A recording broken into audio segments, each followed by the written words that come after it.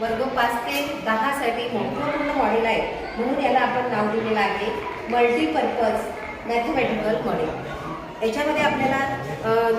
सर्वात आधी संख्या रेषेचा अभ्यास करता येते, त्यानंतर पॉझिटिव्ह नंबर, निगेटिव्ह नंबर्स, त्याच्यानंतर कोण